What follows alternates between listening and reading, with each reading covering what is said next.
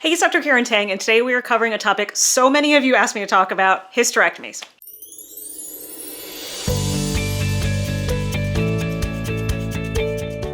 If you're new to my channel, I'm a board-certified gynecologist and minimally invasive GYN surgeon, and we talk about all things sexual health and reproductive health with just a little bit of sass. So if you haven't already, hit like, subscribe, and notifications so you don't miss a single bit of information. There aren't too many surgeries that evoke as much fear, confusion, excitement as hysterectomies. They are very common, the second most common surgery among women in the United States. About 500,000 are done every year, but a lot of people don't actually know what a hysterectomy is, or what happens, or how they're done, what are the risks. So I get that question a lot in both my practice and in social media, so I thought, gotta make a video about this. I had a video go a little viral on TikTok with almost 15 million views showing a laparoscopic hysterectomy, so I know plenty of you are interested in it. I'll link the shorts version of that over here. And just like for the tubal ligation video, I crowdsourced all of your questions on Instagram, and we're gonna try and answer as many of them as we possibly can. So we'll cover what is a hysterectomy and how are they done, what conditions do they treat, and the biggest part is what are the risks. You know, a lot of you had questions about how does it affect your hormones, sexual function, prolapse, bladder stuff. And a lot of people ask, legitimate question,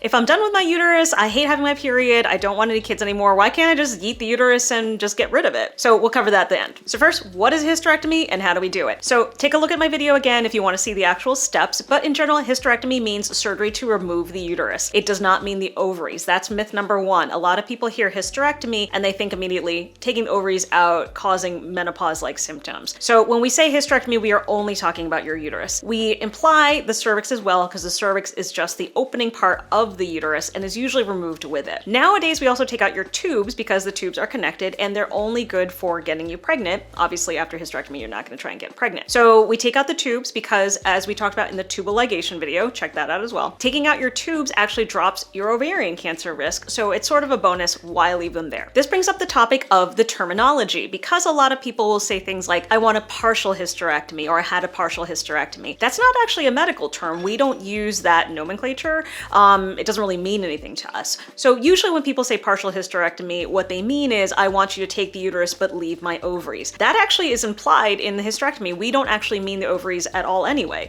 Nowadays, the default is to leave the ovaries in your body because that actually is a lot healthier for you. Taking the ovaries out, even until you're 60-something, actually has a lot more health risks because it drops your hormones, there's more heart health risk, more risk of menopause-like symptoms. So the default is only taking out the uterus, not taking your ovaries, because we want to keep your hormones as stable as possible. The only time we might take the ovaries out is if someone has a really high risk of ovarian cancer, they're BRCA positive, if they have incredibly severe endometriosis and lots of recurrences, but otherwise the default is you get to keep your ovaries. What we might talk about is taking your cervix out versus leaving it in. There is something called a supracervical hysterectomy where you keep your cervix in place and we take the rest of the uterus out. That's to contrast with total hysterectomy, which just means your total uterus, cervix, and tubes, the entire uterus. So back when I was in training, well, a long time ago, we did a lot more supracervical hysterectomies because people thought maybe there was some benefit in terms of sexual function, prolapse, incontinence. Since then, there's actually been a lot of studies showing that there is no difference. And so ACOG recommends against leaving the cervix in place. They do recommend taking it out because there's no benefit. And if you take your cervix out, you can't get cervical cancer. So if someone never had any precancerous changes of their cervix, they have a total hysterectomy, the cervix is gone, then they don't need to have pap smears anymore, which is kind of a bonus. The only times I personally talk about supracervical hysterectomy is if someone's had a lot of C-sections before, because C-sections can actually cause your bladder to scar to the cervix and the lower part of your uterus. So sometimes trying to get the bladder off, there could be a little bit more risk of injuring the bladder or the ureters. Sometimes patients feel very strongly that the cervix for them is very important for sexual enjoyment. So I will talk to individual patients about that. If they feel very strongly, we'll talk about the risks and benefits about leaving their cervix behind. Don't worry, we're going to cover all the things having to do with sexual function. I know a lot of you had questions about it. But just to finish up how we do the surgeries, there's laparoscopic, vaginal, and open surgery. Open means the traditional like big incision, bikini cut, or up and down. So in general, if you can do a minimally invasive surgery, laparoscopic or vaginal, it's always better. And that's for any type of surgery. In general, the smaller incisions, the faster the recovery, the less pain, less risk of wound complications. But it'll all depend. If you have a huge fibroid uterus,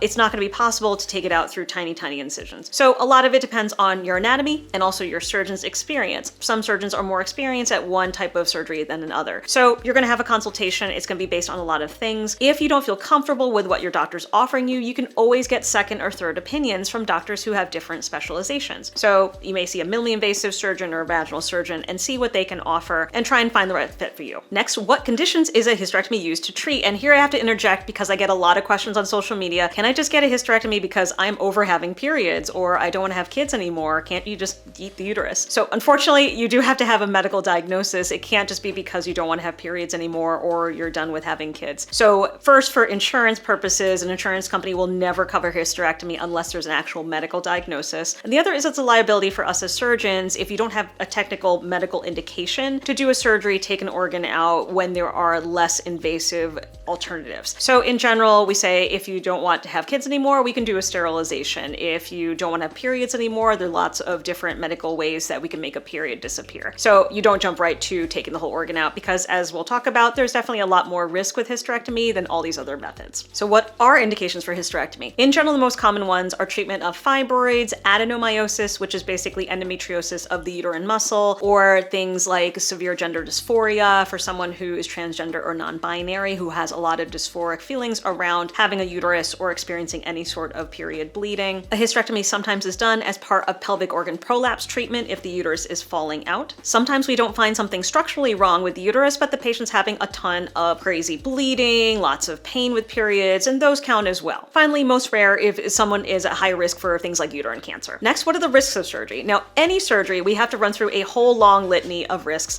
even though most of the time they don't happen because it's possible and you need to know to consent for the surgery. So all surgeries have certain common risks: infection, bleeding, and blood clots. For abdominal surgeries, there's always a risk of injuring the other organs or blood vessels that are in the abdomen. So the bladder, the rectum, the ureters, etc. Risks specific to a hysterectomy are leaving an incision in the vagina because that incision can get torn open with sex. It's something called a cuff dehiscence, which no one wants to see because your intestines can come out. It's never happened to a patient of mine, but when it happens, it's a surgical emergency. So people do need to have pelvic rest for a certain number of weeks or months after having a hysterectomy to let that incision heal. But most of the time when people talk about the risks of hysterectomy, they're thinking about longer term risks: sexual function, hormones, bladder stuff, prolapse. First, we'll talk about sexual function. That actually is something that is really, really well studied. There's lots of papers on this, and something I was particularly interested in my residency. So there is no overall difference or actually improvement in sexual function after hysterectomy. And the reason is that you are losing the reason